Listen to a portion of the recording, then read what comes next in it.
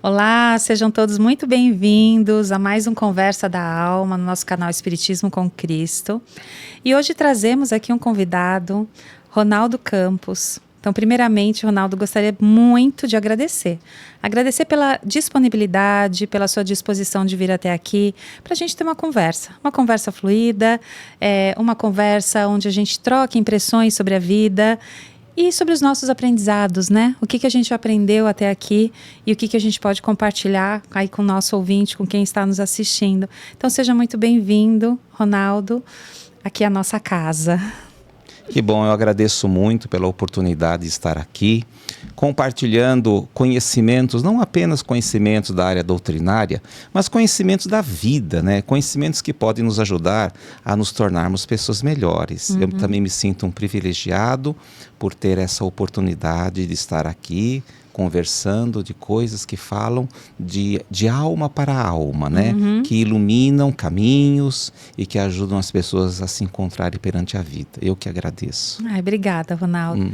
E, como é de praxe, de costume, nós convidamos o nosso convidado a iniciar com uma prece de abertura, porque a gente sempre entende que é um trabalho espírita aqui. A gente pede sempre a proteção dos nossos mentores para que essa conversa seja fluida e proveitosa para todos que estão nos assistindo. Nossa, gratidão também por essa oportunidade.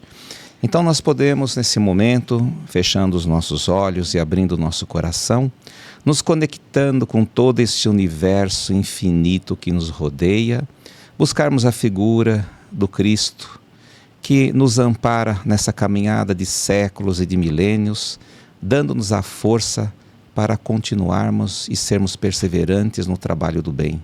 Senhor, aqui nos encontramos, imbuídos em Teu nome, trazendo a Tua boa nova num século de tantas lutas e dificuldades.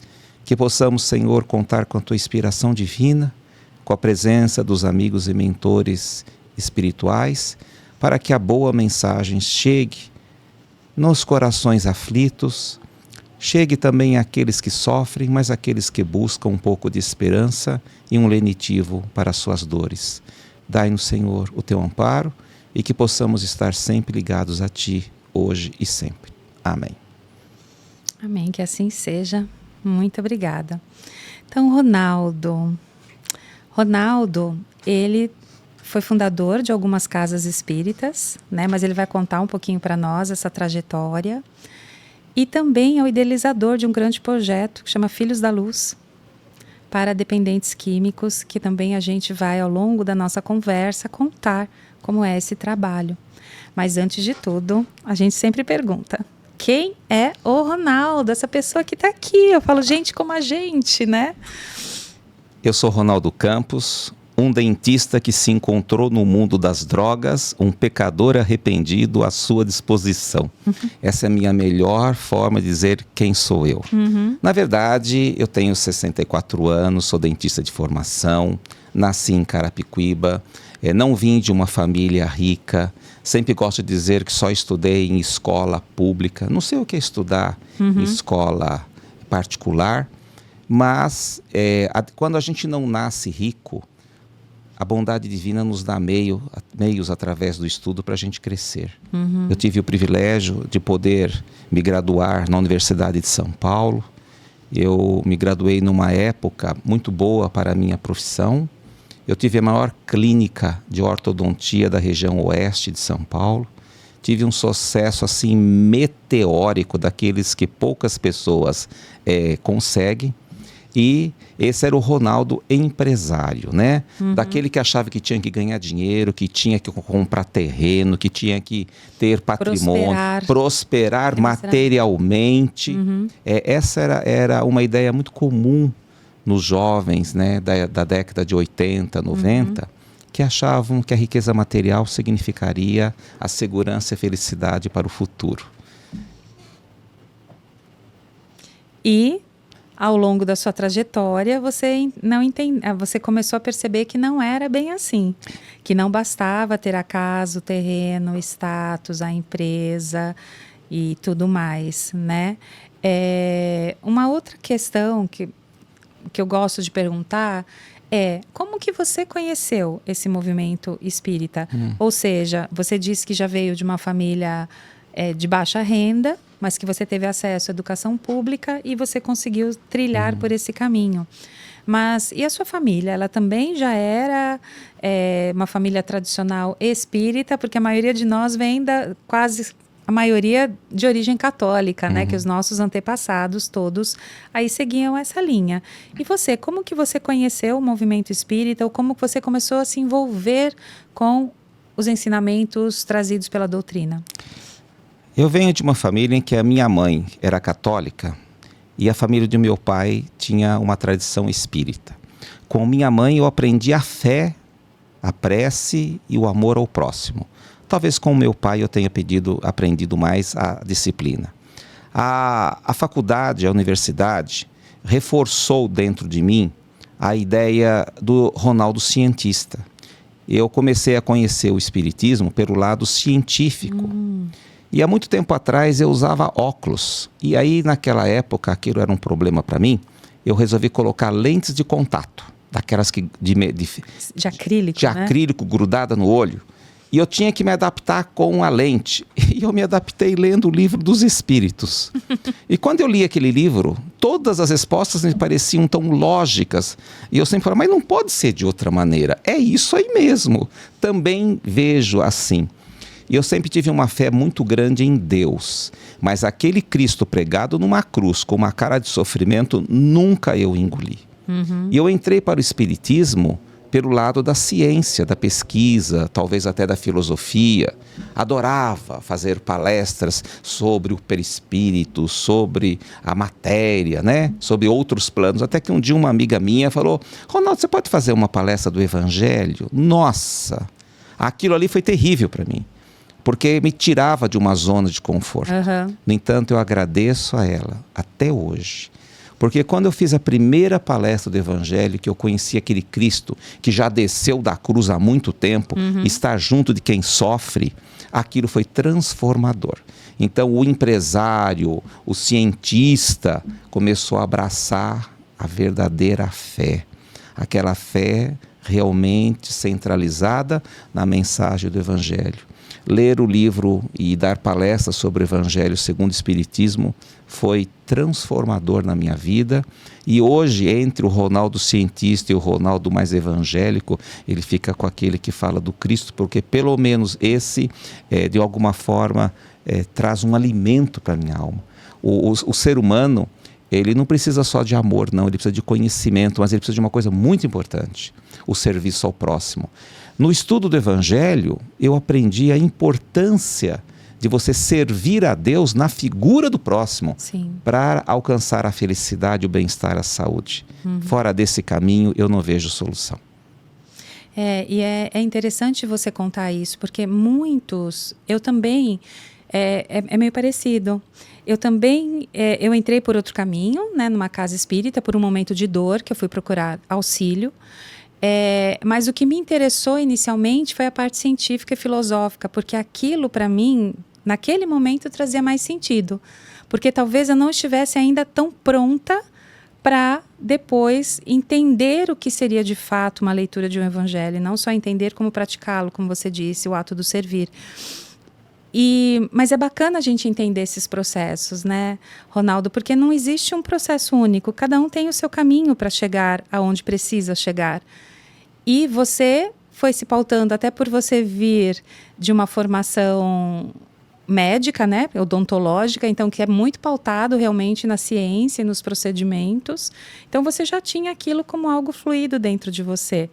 Mas é aquilo, é o que incomoda. E aí quem é palestrante sabe que a palestra, primeiro que você, entre aspas, elege o tema, não é para os outros, é para você em primeiro lugar. Né? Então eu falo que antes de estar falando para os outros, eu estou falando para mim mesmo, tudo aquilo que eu estou falando para os outros. É como se a gente tivesse que ouvir aquilo para compreender o que a gente aí está falando. Né? Você tem toda a razão, porque a ciência, ela esclarece muitas coisas, mas ela não te consola na hora da dor, na hora da solidão, na hora da perda, na hora da morte de um ente querido. Ela não te traz respostas, né? E a gente algumas vezes precisa de alguém que nos acolhe, que nos explique o porquê. Quando a gente fala que o Espiritismo é o consolador prometido, o que é consolador? Muitas vezes a gente acha que consolar é você dar o ombro para o outro chorar e se lamentar. Não. O consolador prometido é aquele que te explica o porquê da tua dor, o porquê das tuas dificuldades. Por que você vive um monte de dificuldades dentro do teu lar?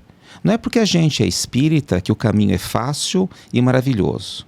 Eu acho que nós entendemos melhor o porquê das dificuldades, principalmente familiares. Porque os maiores desafios do ser humano não estão no mercado de trabalho, não está fora de casa, está dentro de casa, no convívio com as pessoas. Sim, sim. E eu penso exatamente assim, como você, que consolar não é só isso, é muito mais, né? E você entendendo por quê, não é que te alivia a dor. Então, muitas pessoas pensam, né, que por nós sermos espíritas, a dor da perda da sua mãe, por exemplo, que faleceu, é menor. Não é menor, é que você compreende melhor aquele momento, é como se você tivesse mais estrutura, mais estratégia para lidar com aquele momento. Mas quem é que não sente a perda de uma mãe, de um pai, de um filho, né, de um cônjuge, de uma pessoa amada? Então, eu acho que a gente trazer essa razão que o Espiritismo também traz um pouco, mostrando o mundo espiritual, que não acaba aqui, quer dizer, não é que acabou, que a gente tem uma continuidade. Então, isso traz também um conforto e uma segurança, na verdade, até para a gente poder exercer a nossa fé, né? E trazer isso para a nossa lida diária, né? Então, na verdade, a doutrina espírita ela traz esperança. Sim. Além de explicar o porquê da dor, ela te traz a esperança de dias melhores. E ela te ensina uma coisa fantástica, que através do trabalho do bem hoje, nós reparamos os erros de existências antigas, garantindo um futuro melhor. Eu gosto muito de dizer que com Jesus eu aprendi claramente a palavra amor. Mas com o entendimento da doutrina espírita, eu entendi uma outra palavra, a palavra reparação. A reparação dos nossos erros, dos nossos desacertos, dos nossos desajustes, é fundamental para a nossa felicidade futura. Não adianta mais eu simplesmente ir à casa espírita, assistir palestra, tomar passe e orar, se eu não me transformo numa pessoa melhor, mas uma pessoa que se transforma em ações. E para a gente agir em nome do Cristo, a gente tem que sair do conforto da nossa casa, do conforto da nossa casa espírita e abraçar os que sofrem lá fora. E abraçar, de preferência, os mais sofridos, os mais doloridos, que no Evangelho Jesus chamava dos pobres e dos estropiados. É uma maravilha. Como isso nos transforma. Não deixando que o orgulho e o egoísmo, que foram fontes de quedas no passado, volte. Nós ainda trazemos de existências antigas as mesmas pedras de tropeço que nos afastaram do caminho do bem. Elas estão aí todo dia batendo na nossa porta. Todo dia é uma luta, né? Contra nós mesmos. O maior desafio do ser humano é ele vencer as suas más inclinações e se iluminar para a vida eterna, né? E sobre a reparação que você falou, a reparação não necessariamente precisa ser diretamente ligada ao mal que nós causamos, por exemplo, a alguém ou a nós mesmos. Então, vamos supor que eu fiz algo ruim para uma pessoa X. Mas eu não consigo mais reparar porque o mal já foi causado, entre aspas, para a pessoa X. Como a gente fala, não tem como a gente voltar e mudar o passado, mas tem como a gente mudar no nosso presente para o futuro. Chico já dizia isso também com outras palavras. Mas como que seria essa reparação? E eu acho que essa reparação, ela tem até como fundamento base, que a gente tanto diz que a gente vai mudar, que nosso planeta está em transição, que vai para ser regeneração, né? Que vai sair de provas, expiações, como se fosse algo externo. Quer dizer, o planeta vai e eu vou junto. E não o contrário, que ele vai acontecer lá porque eu primeiro vou mudar, eu primeiro vou regenerar. E aí eu queria te perguntar assim, essa ideia de regenerar e reparar, como você falou, reparar os nossos erros, que a gente está aqui enquanto encarnados para fazermos reparações. E eu acho que isso seria do primeiro caminho para a regeneração. Não sei se eu estou enganada. O que você pensa sobre isso? Eu acho que o mundo de regeneração é um mundo onde a gente tem mais consciência que nós somos devedores não apenas para outras pessoas, mas devedores para o planeta. Porque depois que você resgatar a última das tuas dívidas com alguém que você feriu, prejudicou, enganou e tapeou, nós ainda seremos devedores do planeta pelas consequências dos nossos atos insanos de outras existências. Então eu entendo que nesse mundo de regeneração nós vamos fazer as pazes, né, com as nossas vítimas de outras épocas. Eu sempre gosto de dizer, nós não temos inimigos espirituais, nós temos vítimas que ainda não nos perdoaram, que não acreditam na justiça divina e que procuram se vingar fazendo-nos sofrer, porque o nosso sofrimento alivia o sofrimento deles. Reparação de erros é a gente entender que tudo na vida é oportunidade para fazer o bem. Eu realmente entendo isso de uma maneira muito clara. O espírita, quando lê aquela frase, fora da caridade não há salvação, e o próprio Chico dizia que melhor seria entendido e fora da caridade não há reparação. E o próprio Chico dizia, e fora da caridade não há solução para os grandes enigmas que afetam a felicidade humana. Porque no universo não existe o acaso. Se você acredita em Deus, não existe sorte e não existe azar. Existe a lei. E a lei divina é muito sábia. A grande sabedoria do Criador é nos ter dado o livre-arbítrio para aprender com o resultado das nossas ações. Você é livre para fazer o que quiser, mas tudo aquilo que você fizer terá consequências agradáveis ou desagradáveis que voltarão para você. E aí você avalia se você quer repetir aquela experiência ou escolher outra experiência. Um dia a gente cansa de sofrer, a gente cansa de dar cabeçada, a gente cansa de ser mal, a gente cansa de ser orgulhoso, egoísta, autoritário. Aí a gente começa a experimentar as lições do Cristo e elas são tão consoladoras, principalmente para as almas arrependidas. Quando eu falo que eu sou um pecador arrependido, isso é um título chique, porque primeiro te mostra uma questão de muita consciência de que nós não somos seres iluminados, não somos o povo escolhido de Deus. O espírita normalmente é alguém extremamente comprometido com o passado. E principalmente aqueles que exercem a mediunidade, porque se tem alguém que realmente é comprometido, é o médium. Ele veio como médium não é porque ele tem uma grande missão, é uma forma dele reparar os erros, suportando e aliviando a dor dos outros. Sim, nesse acolhimento. Voltando um pouquinho para a sua história de vida, que você falou que primeiro começou a palestrar, mais na área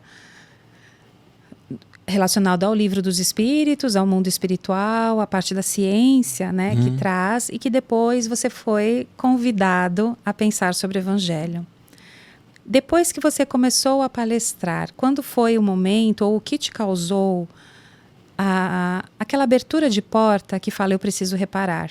Não adianta só eu falar sobre o Evangelho se eu não exerço o Evangelho, vamos supor. Foi uma palavra de Jesus, quando ele diz, e tudo o que fizeres a um desses pequeninos, é a mim que o fizestes. Nossa, isso aqui mudou. Tudo aquilo que eu fizer, pensando no bem-estar do outro, é ao Cristo que eu estou fazendo. E eu acho que esse foi o grande momento.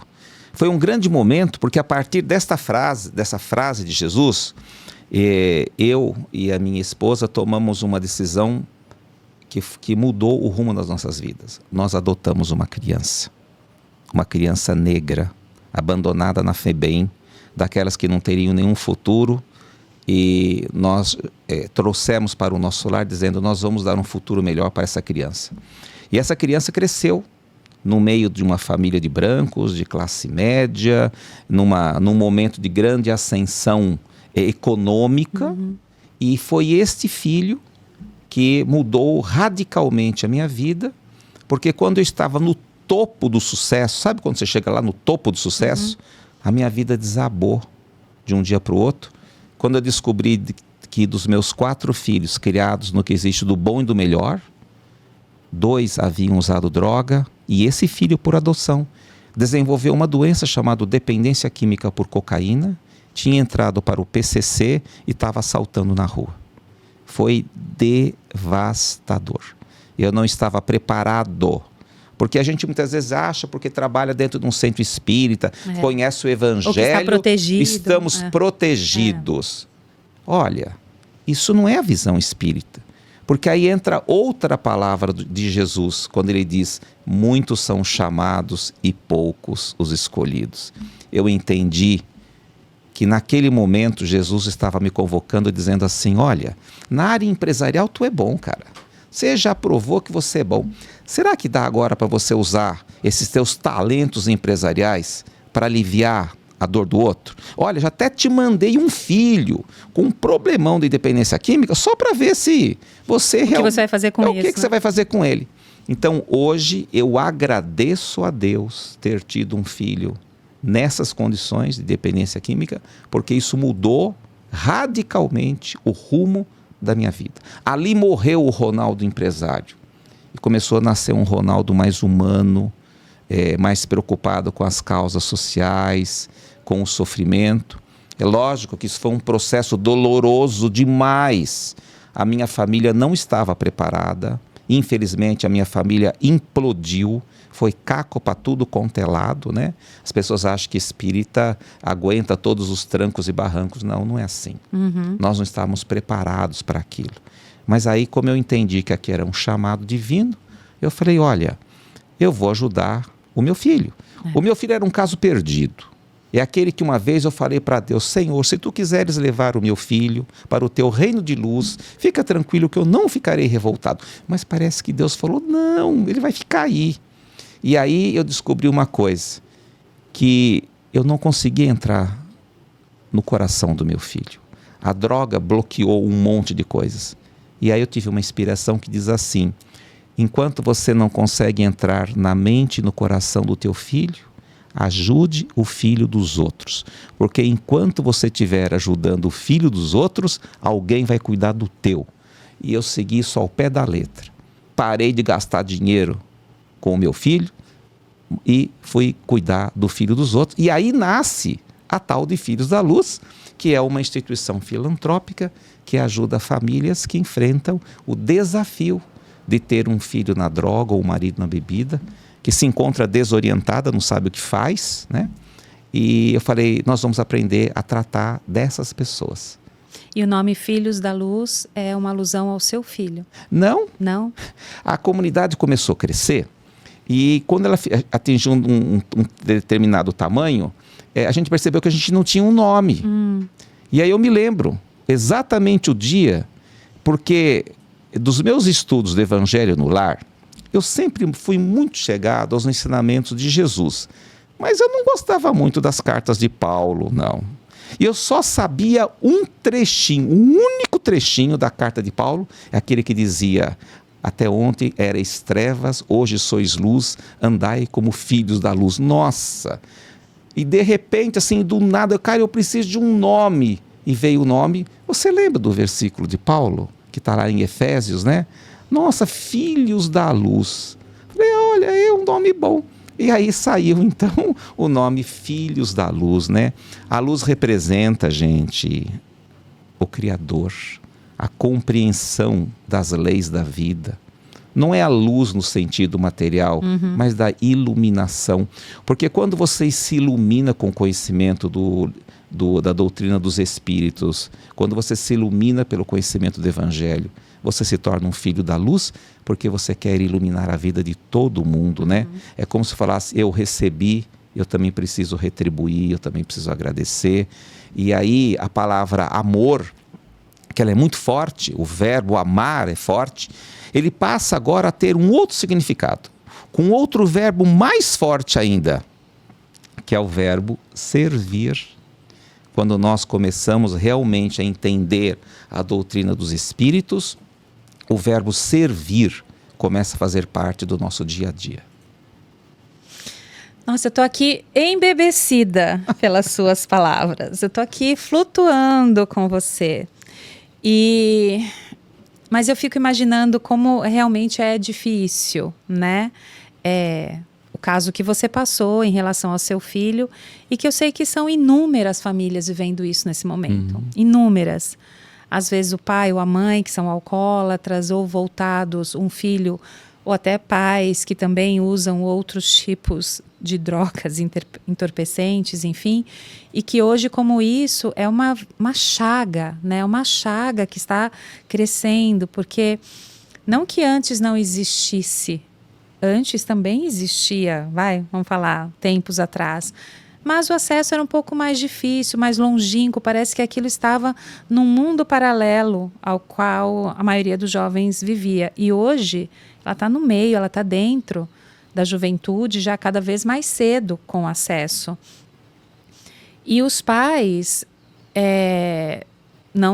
sem julgamento realmente, mas a gente está um pouco com essa cegueira, voltada por conta até daquele nosso egoísmo, como você falou, não era um egoísmo consciente, mas que você estava só focado no seu desenvolvimento pessoal, na sua carreira, assim como todos nós, num determinado momento da vida, a gente coloca mais energia, mas a gente entende que aquilo não nos traz a paz necessária, né?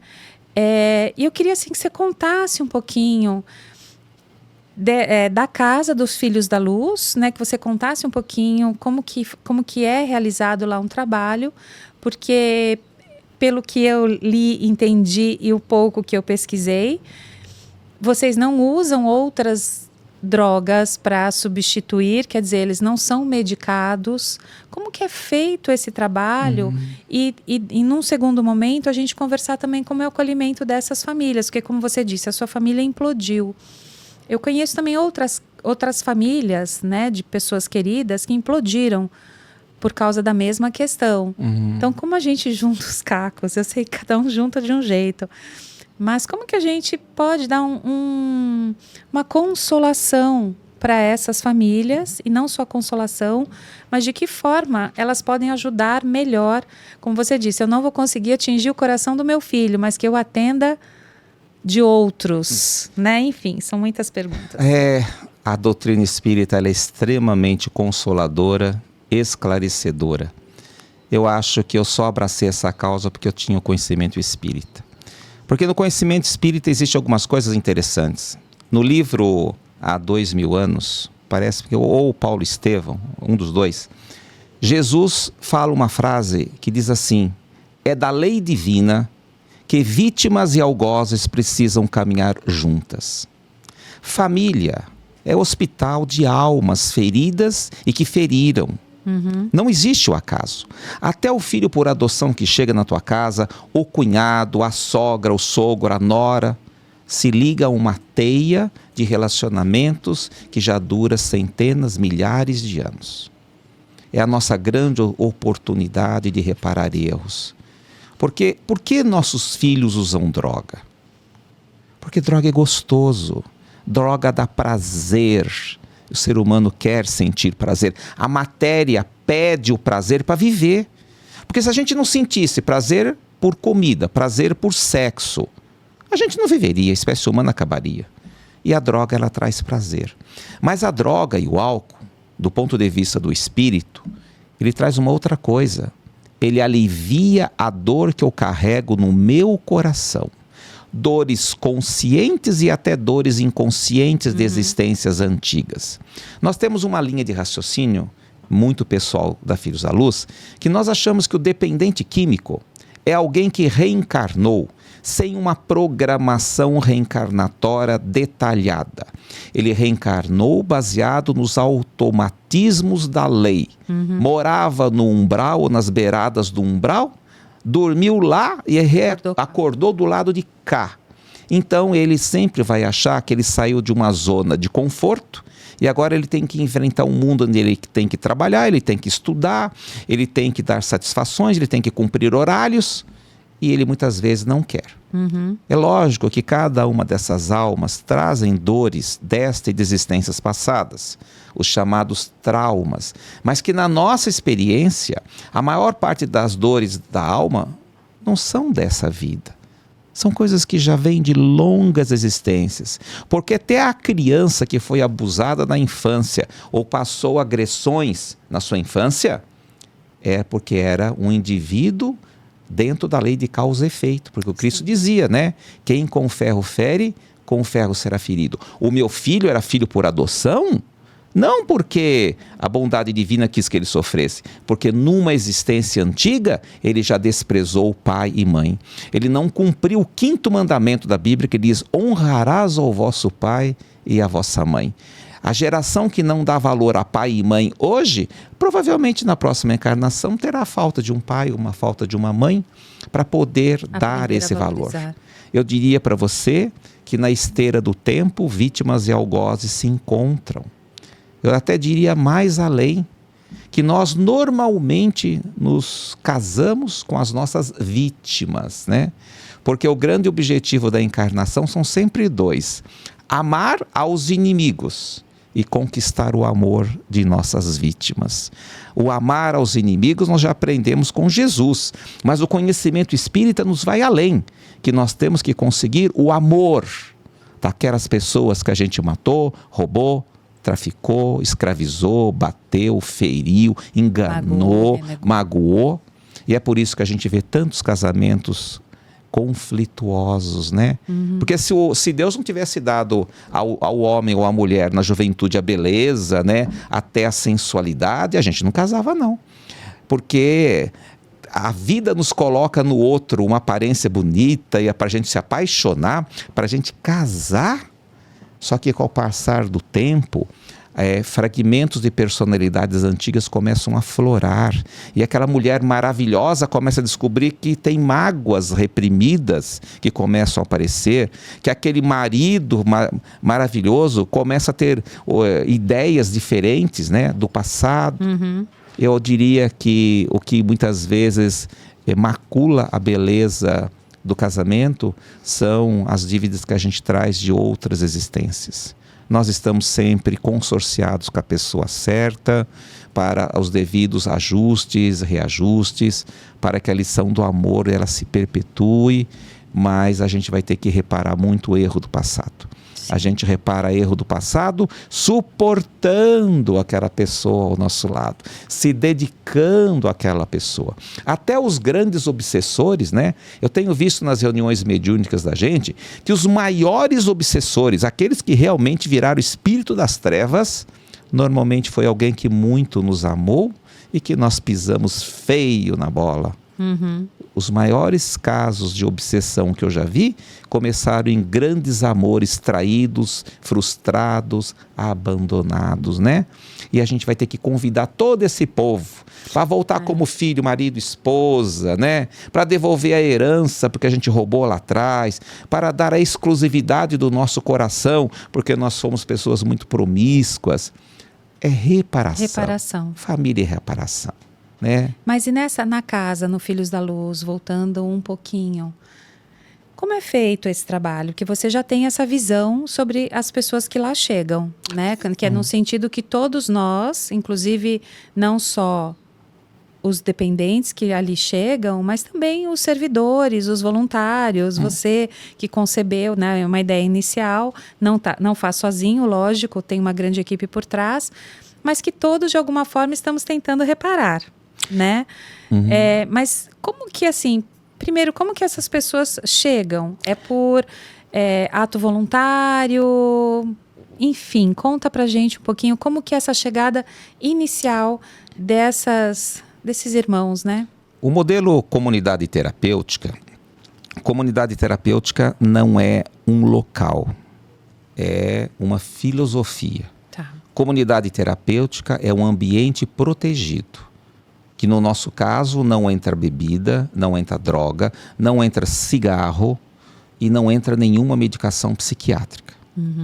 As pessoas só entram na nossa comunidade se falarem a palavra-chave. Eu quero muito. Eu quero muito. Porque, na verdade, existe uma diferença entre usuário de droga e dependente químico de droga. Usuário de droga, acho que você deve ter um monte de vizinho que usa. Dependente químico é aquela situação em que ficou tão preponderante que ele abandona tudo só para viver para a droga. O dependente químico só aceita realmente ajuda transformadora quando ele cansou de sofrer. Não se iluda. Isso já está consagrado no nosso entendimento. Quando eu falar sobre dependência química, até por uma questão de prestigiar outros caminhos, eu diria que o que a gente vai falar vale para 80% dos casos. Os outros 20% viram as exceções de praxe. Sim. É interessante que toda a metodologia da Filhos da Luz está rigorosamente de acordo com o Evangelho. Você sabia que Jesus recusou drogas? Está escrito no Evangelho. Diz que quando Jesus estava na cruz, nos momentos finais, ele estava com tanto sofrimento que um soldado romano lhe ofereceu, na Bíblia diz que era fel. Na verdade, era vinho de segunda categoria que ele colocou numa esponja e deu para o Cristo beber para aliviar a sua dor, num gesto humanitário. E diz que Jesus provou e virou o rosto. Jesus não quis se anestesiar. A droga é típico de espíritos que não querem aceitar a dor e o sofrimento. Então ele busca o quê? Se anestesiar. Para você tirar uma pessoa da droga, é interessante. Primeiro você tem que fazer a seguinte regra. Ele tem que ficar longe da rua, longe dos amigos, longe da família, longe do celular e longe do dinheiro. Essa é a primeira condição básica. Ele tem que ir para um ambiente protegido. Ele tem que estar disposto a enfrentar a crise de abstinência sem se maquiar com outras drogas. Com outras drogas. O médico quando estuda na faculdade, ele estuda no sentido de aliviar a dor. Só que o espírito reencarnado, que já é devedor da lei, toda vez que ele maquiar a dor, ele está prolongando o seu aprendizado. Porque a dor, ela nos instrui, a dor nos transforma. Traz a cura real, né? É ela que traz a cura. Então, na Filhos da Luz, a gente não dá nenhuma medicação psiquiátrica, não somos contra. Mas no nosso modelo não dá. E as pessoas não têm abstinência, né? E aí, mas como? Não tem, não tem. Como é que vocês fazem? O único remédio que a gente dá é chocolate e boa conversa. Quando a pessoa entra na Filhos da Luz, não me importa se ele veio da Cracolândia, se ele usa cocaína, maconha, crack, se ele toma 10 comprimidos receitados por psiquiatra, se ele fuma 2 cartelas de cigarro por dia. Botou o pé para dentro, não tem mais nada. E aí eu falo, olha, daqui a alguns dias você vai sentir uma vontade danada de usar droga ou de ir embora. Quando isso acontecer, fale para alguém que você está com vontade de usar droga, que você está com vontade de ir embora. E coma chocolate. Você vai perceber que conforme a pessoa fala da sua dor e come chocolate, a vontade de ir embora desaparece. E isso também está no Evangelho. Quando Jesus disse, né, que se vós confessardes os vossos pecados diante dos homens, os vossos pecados serão perdoados. Porque na maioria das vezes, a dor que nós carregamos, a doença que carregamos, nada mais são do que palavras não ditas. Nós precisamos criar uma sociedade onde eu possa falar da minha dor sem ser julgado. E o outro te escutar. E o outro te escutar, né? E não te jogar na cara. Naquele livro Voltei, o irmão Jacó, que foi um grande empresário do Rio de Janeiro, quando ele desencarna, ele chega na espiritualidade e ele é recebido com muito carinho por todo mundo. E ele sabia as dificuldades que ele tinha. E aí lá ele falava assim, sabe o que mais me incomoda aqui? Ninguém joga na minha cara os meus defeitos. E isso me incomoda terrivelmente, porque a minha consciência não me perdoa, mas ninguém fala. Eles me escutam, eles me consolam, mas eles não jogam certas verdades, né? E aí entra outra lição do Evangelho, quando Jesus disse, não julgueis. Sim. Essa aqui é a lição que nós precisamos todo dia aprender. Porque nós temos uma facilidade danada de julgar, condenar, criticar, dar palpite na vida dos outros. Sim, e é isso que eu ia falar, Ronaldo, porque a pessoa, é como você falou, a consciência já te traz. Então, o sofrimento por algo de errado que você fez. Então não precisa mais alguém ir lá e pisar na tua ferida. Isso. E é o que nós fazemos com o julgamento. Quando a gente está julgando alguém, a gente está pisando naquela ferida que a pessoa já está mostrando a ferida para você, né? E aí é que está a beleza do conhecimento espírita. A Filhos da Luz começou num cômodo de 18 metros quadrados, com 3 pessoas que eu e a minha secretária Vanessa Barbosa tiramos da rua. E nós começamos, falei, nós vamos aprender a tratar de dependência química. Aí eu chegava para um usuário de crack, né? Eu me lembro que era um que aprendi muito com ele, chamava Edilson. Eu falava, Edilson, você que usa crack, fala para mim, como é que a gente tira uma pessoa do crack? Aí eu ia para um outro que era alcoólatra e falava, cara, eu sei que bebe há 20 anos, como é que a gente tira uma pessoa do álcool? Eu aprendi com essas almas em sofrimento a receita para tirar filho da droga e marido da bebida. Foi com eles. Esse é o primeiro aprendizado que a gente conseguiu tirar. E de 18 metros quadrados, aquela unidade chegou a 1.350.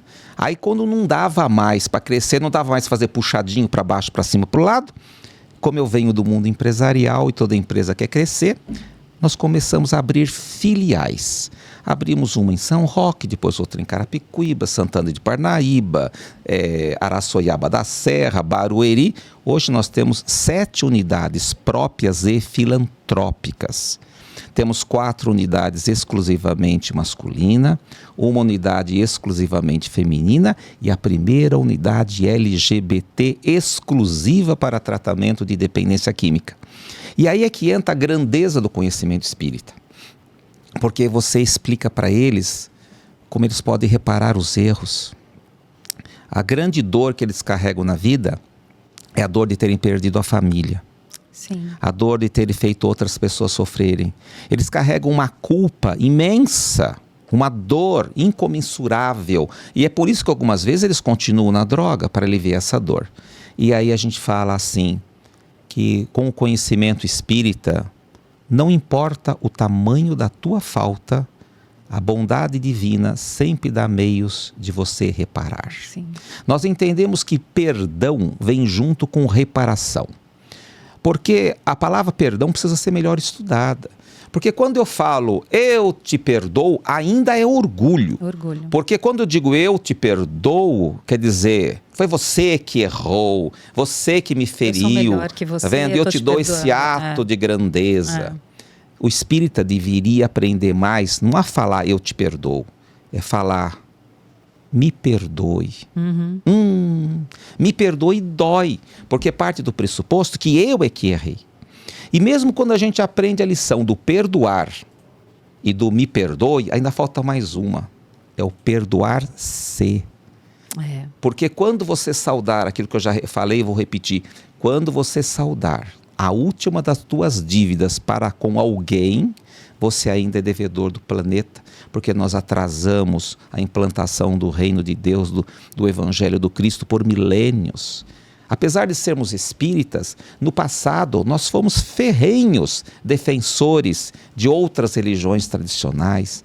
Eu, por exemplo, falo para as pessoas que o Evangelho é muito recente. A primeira tradução do Evangelho para a língua portuguesa aconteceu por volta do ano 1640 na Holanda. Isso quer dizer que antes do século XVII, as pessoas falavam de evangelho, mas não tinha contato. Era tudo em latim também, tudo em latim. Um poderio, né? Não, a beleza do evangelho foi maquiada. Por quem? Sim. Por nós. Sim. Hoje nós temos que fazer aquilo que a gente devia ter feito há 5, 6, 7, 10 séculos atrás. Por isso que eu falo que eu sou um pecador arrependido. E quando Ele tá no podcast, né? E por isso que a gente está aqui no podcast, para poder falar exatamente disso. Se você quiser ajudar um dependente químico, fale que ele pode reparar totalmente qualquer erro que ele fez. Então a gente brinca na comunidade, nós temos um dos nossos programas de educação, se chama reparação de erros. Então fala assim, se você roubou um botijão de gás da tua mãe, quando você terminar o tratamento e você conseguir o seu primeiro salário, você compra um botijão de gás cheinho e devolve para sua mãe. Isso é reparação de erros. Olha, se você roubou a bicicleta da vizinha, quando você ganhar o seu segundo salário, você vai comprar uma outra bicicleta e devolver para a sua vizinha. Isso é reparação de erros. Olha, quando você ganhar o teu terceiro salário, você pega o salário inteiro e manda para tua ex-esposa para cuidar daquele filho que você abandonou. Isso é reparação de erros. E eu falo assim, não importa o tamanho da besteira que você fez, da dívida, a bondade divina sempre tem meios de reparar. Aí um lá levantou a mão assim, dizendo, doutor, fala para mim, eu matei uma pessoa, como é que eu reparo? Olha, meu filho, vamos seguir o mesmo raciocínio. Quando você matou alguém, o que você tirou dele? A vida. Não, você tirou a vida do corpo, né? Então, você matou o corpo dele. Porque o corpo foi para o cemitério, mas a alma ficou vagando por aí.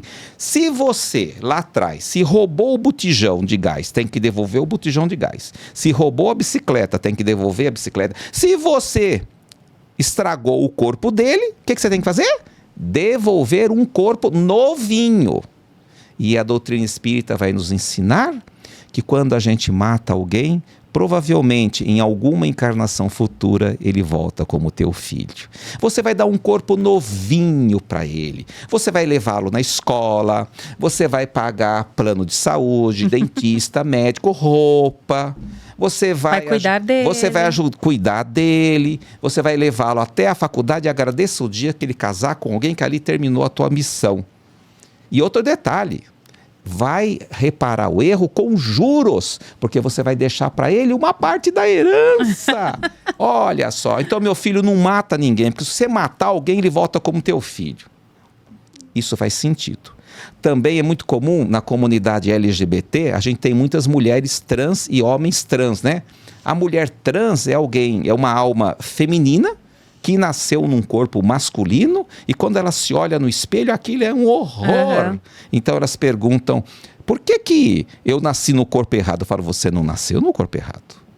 Você nasceu num corpo para coibir os seus abusos na área do sexo de vidas passadas. Aceite isso, porque quando a gente vem numa condição invertida, a grande missão é, você não veio para ter uma família constituída, a tua família vai ser a humanidade. Então eu sempre defendo a ideia de que as pessoas que se sentem desconfortáveis no corpo em que estão, é porque estão sendo convidadas pelo Criador da vida para adotar outros sofredores, né? Dedicar-se às causas nobres, aliviando a dor do outro. E isso também, não só nesse caso, né, mas a gente vê muitas mulheres que não conseguem engravidar, por exemplo, que aí elas têm o convite de adotar outras crianças, né, porque do ventre delas, elas não poderá ter um filho. Mas quantos filhos elas estão abraçando de vidas passadas, aceitando como seus filhos nesse processo. Então a gente vê, como você falou, a lei da justiça divina é uma lei natural, é uma lei que ela é certa, que ela não vai pegar só um ou outro, é para todos os seres humanos. Então não importa se você nasceu no Brasil, se você nasceu na Holanda, se você nasceu na Austrália, no Japão, na África, a lei vai ser igual. Então. E aí assim, a gente tem que entender isso, que cada um está reparando o que pode. E aí pensando nisso, que você ainda, só para concluir sobre a reparação, é bacana porque você traz nesse processo um caminho de materialidade. Então, começando com as coisas materiais. Então, se você pegou um botijão, você vai devolver o botijão. Que são coisas simples, aparentemente simples, que eles vão conseguindo até que eles entendam essa questão da reparação maior. E eu acho que a culpa realmente deve ser algo que corrói. Deve ser uma dor tão profunda de saber que eu magoei as pessoas que eu amo. Quer dizer, eu causei isso às pessoas que eu mais amo. Então, isso deve trazer realmente um sentimento de grande impotência até, né? Olha, interessante. Eu tive uma experiência meio dolorosa na adoção de um filho. E foi tão gratificante que eu resolvi mudar e repetir a dose. Então eu falo assim que eu adotei 100 filhos, né? Porque a Filhos da Luz cuida atualmente de 100 pessoas. A minha companheira de trabalho, a Vanessa Barbosa, disse que ela tem 100 filhos, né? Ela tem 2 naturais e mais 100 filhos dos outros que ela acolhe. E isso é importante, porque se você quiser avaliar o seu grau de iluminação consciente, existe uma fórmula matemática, sabia? Para você avaliar o teu grau de colaboração no trabalho do Cristo, é simples. Nós podemos avaliar o nosso grau de comprometimento com as obras do Cristo, medindo quantas horas de trabalho voluntário podemos fazer por semana, aliviando a dor dos outros. Aliviando a dor dos outros. Eu acho que a grande cruz que Jesus carrega é essa humanidade. Então, eu tinha um amigo que dizia, ajude o Cristo a carregar a cruz dele, ajude alguém, porque quando você recupera alguém, ou socorre alguém, ou evangeliza alguém, você está tornando a cruz do Cristo mais leve, né? E aí vem aquela frase, e tudo que fizeres a um desse pequenino, é a mim que eu fizeste. Comece a perguntar para você, quantas horas eu me dedico ao trabalho voluntário, não importa qual é a causa. Agora, depois que você já aprendeu a gostar do trabalho voluntário, aí você dá um salto de qualidade, aí você fala assim, quantas horas de trabalho voluntário eu gasto por semana aliviando a dor de alguém no contato direto com a dor. No contato direto. Todo trabalho voluntário ele é nobre, mas o sofredor, aquele que está desesperado, aquele que está na beira da loucura, ele precisa do nosso calor muito próximo. Né? Jesus tem amigos de longe e tem amigos de perto. Os amigos de longe, um dia vai na igreja, outro dia vai no centro, um lê a Bíblia, outro vai numa comemoração religiosa. O amigo de perto está todos os dias, faça chuva, faça sol, com dor de cabeça, unha encravada, dor no pé, ele tem que estar lá, fome. Por isso que para o espírita, a grande ferramenta de reparação de erros é o trabalho voluntário. Eu sou fã de trabalho voluntário. E é como você mesmo disse, né? Que o grande trabalho espírita, ele se realiza fora da casa espírita. Fora da casa espírita. Perto da dor das pessoas. O verdadeiro espírito, ele tem que sair de dentro. Bebe a sua aguinha que você precisa beber água. O verdadeiro, assim, se você busca por essa verdade, e que agora está pautada muito nessa frase que você falou de Cristo, é sair de dentro da casa. Na casa espírita, a gente acolhe pessoas que vêm com dor. Eu mesma fui procurar uma casa espírita porque eu estava com muita dor, né? Estava assim, em pedacinhos. E recebi realmente todo o apoio fraterno e que me fez chegar até onde eu estou hoje, aqui agora. Mas, num podcast. Mas, principalmente sentindo essa paz mais interior. É a tua forma de contribuir. Nós vivemos hoje num mundo que todo mundo quer viver bem. Então eu tenho uma frase bem assim.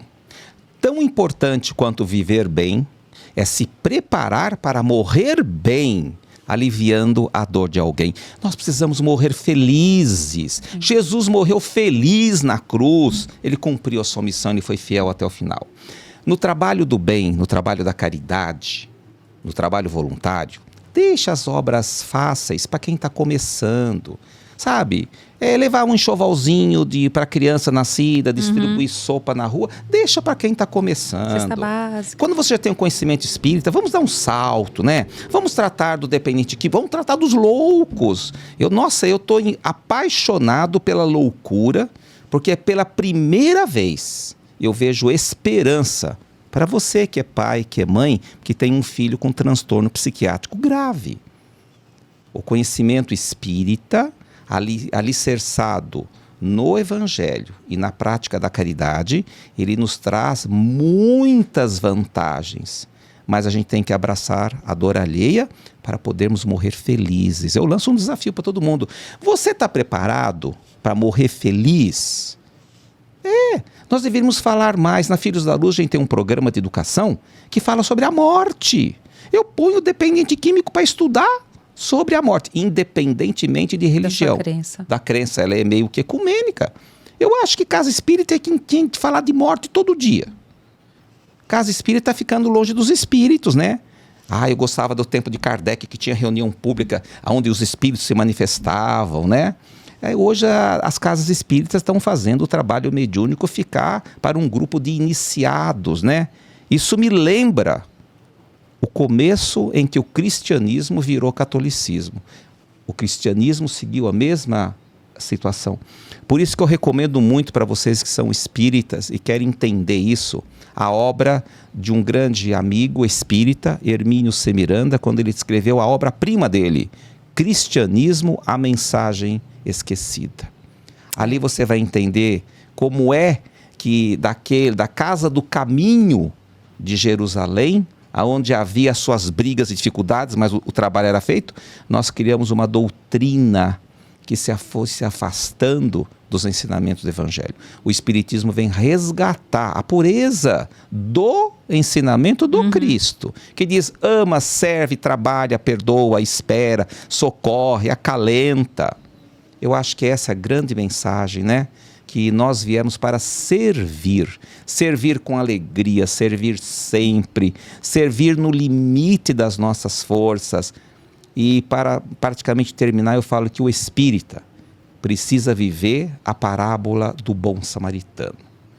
O bom samaritano era um empresário, o cara tinha dinheiro, ele andava a cavalo, que desce do cavalo, bota a mão na ferida do coitado, não fica pondo luva, ele bota a mão na ferida, bota a mão no bolso, paga a conta e ainda diz: se ele te criar algum problema, te der algum prejuízo, eu pago na volta. Nós precisamos entender que caridade também é isso. Não é só dar daquilo que nos sobra, é fazermos a lição do desapego, porque quando a morte chegar, ela vai ceifar tudo, né? E é isso, eu acho que tudo isso são tantas reflexões, né, Ronaldo? Assim, nós temos um caminho tão longo ainda, mas ao mesmo tempo que se a gente não começar, a gente nunca vai chegar. Então a gente tem que dar os primeiros passos. E é interessante isso você falar, não vamos chamar de níveis de caridade, mas é isso, você começa com o mais simples que você dá conta. Aí você vê que você deu conta e que você gostou de fazer aquilo. Aí dá um passo a mais, dá outro passo, dá outro passo. E principalmente, que isso eu estou falando para mim também, de sair da zona do conforto, de realmente encontrar aquelas pessoas que estão com dor, que estão sentindo a dor, que eu hoje, pessoalmente, eu me sinto ainda um pouco alheia a isso no sentido do contato direto. Né? Você ajuda, auxilia aquelas pessoas da tua família, os teus amigos próximos, você ouve, você acalanta, você aconselha quando te pedem o conselho, enfim. Mas, na verdade, a lida, a batalha, o fronte, que é você estar em contato direto com a dor do desconhecido, de uma pessoa desconhecida, esse eu acho que é o grande desafio. Mas, aqui, ó, você falou do Ronaldo do passado, que era um empresário. O Ronaldo do presente, que foi fazer todo esse processo de construção, Filhos da Luz, começou primeiro com as outras casas espíritas, mas eu sei que você me contou do Ronaldo do futuro, que você já deu uma pincelada, que você quer trabalhar com os loucos, as pessoas que têm uma esquizofrenia grave, enfim. Então, eu acho que é dar um recado para essas pessoas. A gente vai colocar também na descrição do vídeo o link do Filhos da Luz, para quem precisar de ajuda também nessa área. Mas, enfim, pessoas que queiram se juntar a você nesse futuro que você quer construir. Né? Exatamente isso. A bondade divina, quando nós aprendemos uma lição, ela nos permite a oportunidade de aprender outras. Tratar de dependente químico, alcoólatra, pessoa depressiva, até pessoa que quer se matar, para a gente já está fácil. O grande desafio agora é nós trazermos uma opção terapêutica viável para os casos de loucura, e esse é o próximo desafio dos próximos 10 anos. Eu falo que eu tive 3 fases na minha vida, né? 10 anos com dedicação total ao espiritismo, eu quero 10 anos com dedicação total a Filhos da Luz e mais 10 anos de dedicação, né, à questão da loucura, porque eu acho que dentre todas as religiões é na doutrina espírita a única que nós podemos ter um caminho e uma esperança. E eu agradeço muito para você por tudo isso. É um prazer. É um prazer estar aqui com você, Ronaldo, e principalmente saber que mesmo para essas pessoas que está com seu filho ou um conhecido, né? Não vou necessariamente falar de filho, porque filho foi no seu caso, mas é o que você falou, pode ser seu pai, sua mãe, seu marido, sua esposa, um sobrinho, né? Um vizinho. Saber que eles têm a quem procurar, né? Que hoje existe um caminho para essa reparação. Então, que existe um caminho para essa reparação. E que mesmo não só os os dependentes químicos ou adictos, como, né, é falado, mas também para essas famílias entenderem, porque elas também têm que reparar, né? Então, de alguma forma, é uma reparação coletiva. Assim como o seu filho chegou a você e você entendeu que você tinha que abrir outros caminhos e você está tentando reparar por uma outra via, né? Que esses familiares envolvidos também têm algo a reparar junto àquele filho, no caso, né? Eu acho que então é importante pensar que tem um caminho, e o caminho consola, a gente saber que tem uma luz, né? Que tem uma luz no fim do túnel que a gente pode seguir, que é realmente aí esse caminho de tantas coisas que Cristo nos ensinou. Então, de verdade, é um prazer ter aqui com você, estar com você aqui no Conversas da Alma, né, Wagner?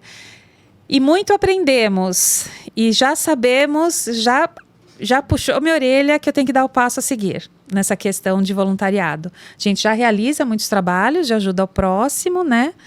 Mas que a gente precisa lidar com a dor do outro, que ainda eu não cheguei nesse nível, mas pretendo, né? Wagner, agora que a gente já levou o puxão de orelha, fala, opa, deixa eu sair da zona do conforto. Assim como aquela sua grande amiga falou, por que você não fala sobre o evangelho? Então eu falo que são anjos que são trazidos pra gente para falar, você pode dar um passinho a mais, você já está muito acostumada aí. Então, obrigada. Tá bom. Obrigada, já valeu. Conversas da Alma já valeu por si só aqui a nossa conversa. Eu agradeço muito pela oportunidade de estar falando de coisas que vêm do fundo do coração, não apenas dos nossos sucessos, mas também dos nossos tropeços, e sempre levando a mensagem da esperança. Gratidão. Obrigada, Ronaldo. E a casa aqui, o podcast está sempre aberto. Quando quiser também utilizar esse espaço, fique à vontade. Quiser divulgar algo, fique à vontade de falar conosco, para que também seja um canal de divulgação, de chegar a quem precisa a mensagem. Tá Gratidão. bom? Obrigada, Ronaldo. Tchau.